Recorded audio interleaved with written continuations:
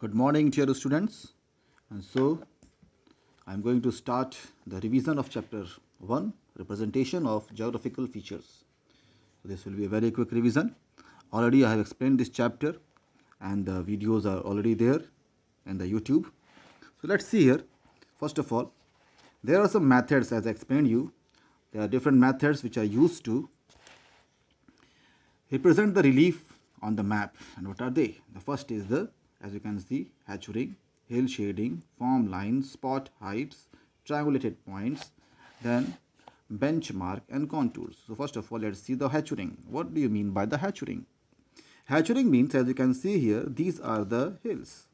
The lines are shown, these are the contour lines, and these shade, they show the slope of the hill. So when the slope is represented by these dotted, not dotted, but actually these are the broken lines, so it is called hatching. This method is called hatching. Second one is the hill shading. Now look here, as you can see here, two types of shade is been used. Now the dark shade shows the steep slope and the light shade, it shows the gentle slope. So by shade, different shade, actually when the slopes are shown, it is called hill shading. The third one, as you can see here, these are the lines, but they are the broken lines, so they are called form lines. These form lines are also the same thing, contour lines, but they are not surveyed. During the survey, some areas, small areas, which is left during the survey, so just by taking an approximate height, the people, they used to just mark these lines and they are called form lines. Next is the spot height. So where, as you can see here, dot and the numbers are given. So these dots, the points are shows the height of this place from the sea level. This means the height of this place is 270 meter. Now this one, which you can see in the picture, this is the height shows 400 meter. Well, another thing is the triangulated method. Now here the only difference is the triangle is given and it also shows the same thing, the height. The height of this place is 300 meter, but this height actually is measured by one instrument that works according to a trigonometry method. Pythagoras theory you may have studied in maths. So this there is a one, this is a one instrument which actually works according to this method, trigonometry method, and that's why it is called triangulated height or triangulated method. Next one is the benchmark. Now same thing, benchmark, you can see a BM200, that shows the same thing, the height. In this case actually this height actually is mentioned, it is marked there on some place, maybe on monuments, maybe on tree, or maybe some place is erected, anything is erected there, board may be fixed there, so that height is marked there, so that is a benchmark. Now let me show you the same thing in the map. So this is a map, topographical map, and let me show you first of all the spot height. So you can see here, this dot is given here and this is 542, that shows the height of this point is 542 meter. So this is called spot height. This is example of a spot height. Now next one is the triangulated height. So you can find here, look here, this is one triangle and 364 is given. This shows the height of this place is 364 meter. Then again let me show you the benchmark. So here you can find here BM225.3 written here. So that shows the height of this place is 225.3 meter. Another one shown here also, BM224.6. Now next is, let's move and let me explain you about the some methods. We call it interpreting the contours on the topo sheet. The first thing and very important thing is the contours. What are the contours? As you can, let me show you here. This figure, if you see here, these are the brown lines. Here also these are the brown lines that joining all the places. Now suppose this line shows here 200 and joins all the places. So this is an imaginary line. Contour lines, they are an imaginary line which joins all the places having same height. So this line joins all places which is having how much height? 200 meter. So this is the contour lines. Now with the help of these contour lines, different features are marked or they are represented. And the first feature, as you can see here, shown here on your screen, you can see this is a conical hill. This hill is conical in shape, that's why this is called conical hill. Now how it is represented, you can see here all the contours are round in shape, and just by looking these contours, because when the contours are round in shape, so you can understand that this shows about a conical hill. Second is you can find here between these contours two features are here, right? Now what does it shows? You can see here two peaks, between them there is a valley type of a structure, gap is there. So this feature is called a ridge. And how you will recognize it? This feature, and these contours you will see, so it represents a ridge.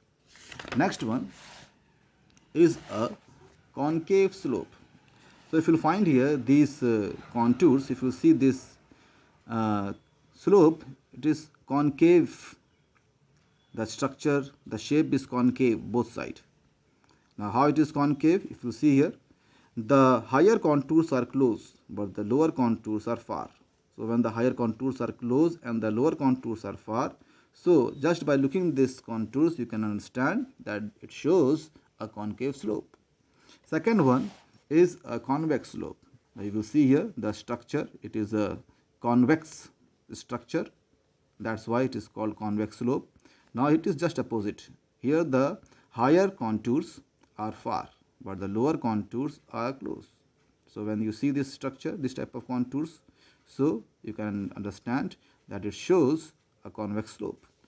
Now next is two types of slopes. One is the gentle slope, another is a steep slope. You can see here this feature.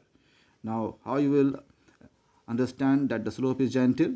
When the contours are far from each other.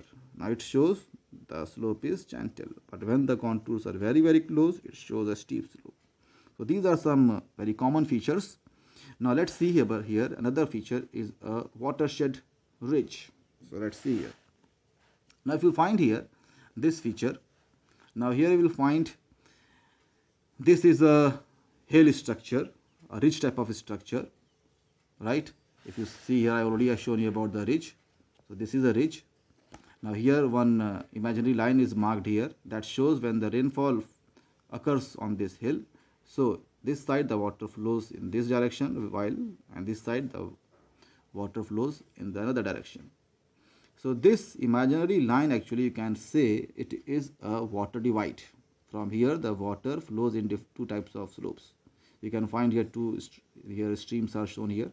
Now when this feature is shown with these streams, right? So this whole feature, it shows this, or you can say it is called a watershed. Now next is a plateau. So if you see here the higher contour, it is very broad. So this type of structure, all of you know, the plateaus are the high land with the flat top. So this structure shows that contours shows a plateau. Now next is a cliff. So let's see here cliff. So cliff, all of you know, usually the mountainous region which are found near the sea on the coastal areas. So you can find these type of very high cliffs, right? Very steep slope. So how it is shown with the contour? You can find here all the contours join at one place. Now that shows this slope actually is very steep. Steep in the sense it is at 90 degree, very straight. So this feature shows cliff. But when this cliff is shown with some streams or river, you can see a blue line that shows one river is falling here. It means as the river falls, it forms a waterfall. So with the same structure shown with the river, now it represents a waterfall. Now next is the four features. They look very same, and they are called a pass, saddle, col, and gap. So let's see here first of all about the pass. So if you find here, this is a pass. If you see the pass, the same type of structure, looks like a ridge. Already I shown you about the ridge. Ridge is a common feature, but in a very specific description. Now in the very high mountains, these type of structures are called pass. High mountains means in Himalayas. Now look here. Let's see. Let me show you the contours. If you show here, see here the contours. The lower contour is shown as 1000, another one 2000, then 3000, 4000. So here, these shows that these hills or these mountains are very high. Now this shows the valley between them. They shows a pass. You may have heard of different type of pass. One pass you may have heard in the news about the Nathula Pass in near Sikkim. That is a pass between China and India, and there is a so much tension is has gone there. Used to sometimes. Well, another some pass you may have heard Khyber Pass, Gomal Pass. Well, there are so many Jozila Pass. Well, so pass actually is not found in your map. The map which is given, that is from Aravalli Hills in Rajasthan, and these passes are found in Himalayas mountains. So this will be, you will be not finding it in your any of the map. Now next one is a saddle. So we will see it afterwards. Now let me show you the fourth one, a gap. Now what are the gaps? You will find here, look the contours very closely. If you find these type of structures are shown in the outer part of hilly area, very close to the ground level. So you can see here this contour is 100, and after this you can see here this is a gap. So this gap usually is found in the outer part of hilly areas, right? Very low, close to the ground level. So these structures are called gap. But now the other two features, the first is the col, another one is the saddle. If you see, both are looks the same. Now how you will differentiate it? So this feature, commonly this feature is called saddle. This type of features in a common way you will see. So usually you will write it as a saddle. But when this structure is shown with the watershed, already I explained you about the watershed. Suppose here is one this is suppose one stream flowing in the two directions, right? So here this structures with the water body, with the watershed, now it becomes a col. So this is the difference, just a very slight difference. It looks like a same, both are looks same, but this feature without watershed is called saddle, but the same feature with the watershed we call it a col. So these are the four features you will differentiate. The first one, pass, is not, you will not get in the map. They are found in the mountainous region, high mountains. Gap you will find in the outer part of the hilly area. And the saddle and col, the difference is without watershed, these features are called saddle. With watershed, they are called col. Now next is the type of settlement. So let's see here. There are three types of settlement. First is the, as you can see, nucleated or clustered. Second is the linear settlement. Third is the scattered. Now how you will differentiate it? Let me just show you the figure. The first one, if you see here, these are the red blocks, squares, very close from each other. There are so many houses very close to each other. It shows a nucleated settlement. But when these houses actually are called huts, so these are the permanent huts. So when these permanent huts are very far from each other, they shows what? But they are far, but at the same thing, one more thing if you find here, they are located near the car track in one line. Suppose this is a car track, so here is the one, another one is here, here is near car track, now here is also near this car track. So this is usually called a linear settlement. But when the permanent huts are very far from each other, scattered, so we call it this feature as scattered settlement or dispersed settlement. So these are the three types of settlements pattern. First is the nucleated, when all the houses are close to each other, means the permanent huts are close to each other. Second is the when they are in one line along the road or along some river, bank of the river, so we call it linear. And when they are very far, scattered, so we call it scattered or dispersed. Now these are the three types of settlements. Now next is the direction of the settlement. So let me show you here. Now if you find here, this is a one settlement called Rampura.